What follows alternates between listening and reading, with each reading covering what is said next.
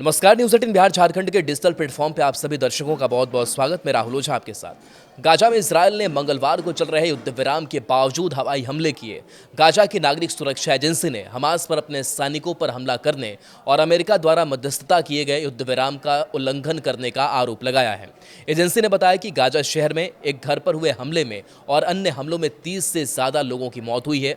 Gaza पट्टी में युद्ध विराम खटाई में पड़ गया है। दक्षिणी गाजा में इजरायली बलों पर हमास की गोलीबारी के बाद इजरायल के प्रधानमंत्री बेंजामिन नेतन्याहू ने मंगलवार को सेना को तत्काल गाजा पर तगड़े हमले करने के आदेश दिए। इसके बाद देर रात इजरायली बलों ने गाजा पर ताबड़तोड़ बमबारी की। टैंकों की गोलीबारी और विस्फोटों की आवाज़ें गूंज उठी। इस कार्रवाई में गाजा में कम से कम 2 लोगों की मौत हो गई, जबकि 4 से अधिक लोग घायल हुए हैं। इजरायल और हमास ने एक दूसरे पर युद्ध विराम का उल्लंघन करने के आरोप लगाए हैं। उधर इजरायल ने हमला करने से पहले इसकी सूचना अमेरिका को दे दी थी। नेतन्याहू के प्रवक्ता डेविड मेंसर ने मंगलवार रात कहा, हमास ने बंधकों के अवशेषों को नहीं लौटाकर और हमारी सेना पर हमला करके समझौते का उल्लंघन किया है। और इससे पहले नेतन्याहू ने बताया कि हमास की ओर से रात में एक बंधक के जो अवशेष लौटाए गए वे लगभग 2 साल पहले के हैं। उन्होंने बंधकों के अवशेषों की वापसी को हमास द्वारा अमेरिका की मध्यस्थता वाले युद्ध विराम समझौते का स्पष्ट उल्लंघन करार दिया है।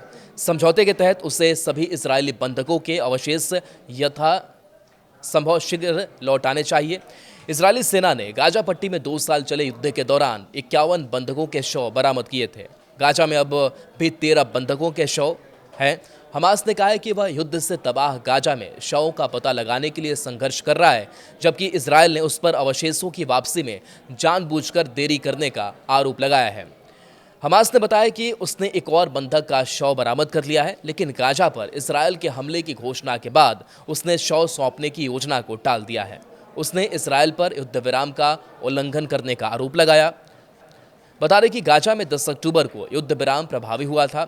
यह समझौता अमेरिकी राष्ट्रपति डोनाल्ड ट्रंप की 20 बिंदुओं वाली योजना के तहत हुआ था।